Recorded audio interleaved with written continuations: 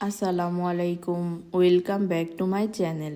আজকে আমি আপনাদের সাথে শেয়ার করব মজাদার এবং দুর্দান্ত স্বাদের চিকেন হারিয়ালি কাবাবের রেসিপি। মজাদার এই হারিয়ালি কাবাবের রেসিপি ঘরেই কিভাবে ঝটপট তৈরি করে নিতে পারবেন সেটি আজকে আমি আপনাদের সাথে শেয়ার করব। হারিয়ালি কাবাব তৈরির জন্য হাফ কাপ পরিমাণে ধনেপাতা কুচি, হাফ কাপ পরিমাণে পুদিনা পাতা এবং হাফ কাপ পরিমাণে ফেটানো টক দই নিয়েছি। কয়েকটি আস্ত কাঁচামরিচ নিয়ে নিচ্ছি। আপনারা আপনাদের পরিমাণ বুঝে ঝাল বাড়িয়ে কমিয়ে নিতে পারবেন। হাফ চা চামচ পরিমাণে জিরা গুঁড়া, পরিমাণ মতো লবণ, হাফ চা চামচ পরিমাণে কালো গোলমরিচের গুঁড়া, হাফ চা চামচ পরিমাণে আদা রসুনের পেস্ট, হাফ চা চামচ পরিমাণে দারুচিনি এলাচের গুঁড়া, 1 চা চামচ পরিমাণে লেবুর রস দিয়ে সবগুলো উপকরণকে ভালোভাবে ব্লেন্ড করে নিচ্ছি।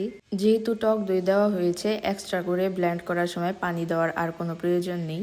এখানে আমি মুরগির মাংস কিউব করে কেটে নিয়েছি। আপনারা আপনাদের পছন্দ মতো সাইজ করে কেটে নিতে পারবেন। তৈরি করে রাখা পেস্ট মাংসের মধ্যে অ্যাড করে দিয়ে সবগুলোকে ভালোভাবে মিশিয়ে নিচ্ছি। মিশিয়ে নেওয়া হয়ে গেলে 1 ঘন্টা সময় রেস্টে রেখে দিব। আমার হাতে সময় ছিল বলে আমি 1 ঘন্টা সময় রেস্টে রেখেছিলাম নর্মাল ফ্রিজে। আপনাদের হাতে কম সময় থাকলে 15 মিনিট অবশ্যই রাখার চেষ্টা করবেন। 1 ঘন্টা রেস্টে রাখার পর মাংসগুলোকে আবারও ভালোভাবে একবার মিশিয়ে নিচ্ছি। মিশিয়ে নেওয়া হয়ে গেলে কয়েকটি সাসলিকের কাঠি নিয়েছি। এবার এই মাংসগুলোকে সাসলিকের কাঠিতে গেঁথে নিচ্ছি। কাবাবগুলো ভাজার সময় সাসলিকের কাঠিগুলো যাতে পুড়ে না যায় এর জন্য 15 মিনিট সময় নর্মাল তাপমাত্রায় থাকা পানি দিয়ে কাঠিগুলোকে ভিজিয়ে রেখেছিলাম। এবার একটি প্যানে পরিমাণ মতো তেল নিয়ে নিচ্ছি।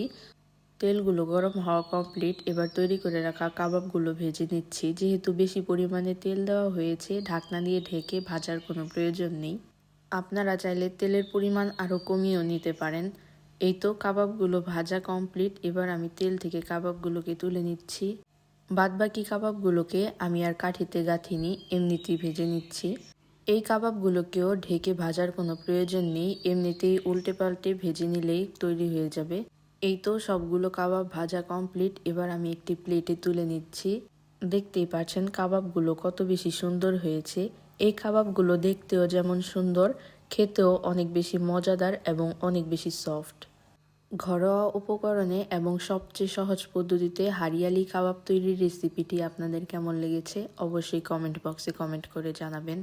ভিডিওটি শেষ পর্যন্ত দেখার জন্য অনেক ধন্যবাদ। আল্লাহ হাফেজ।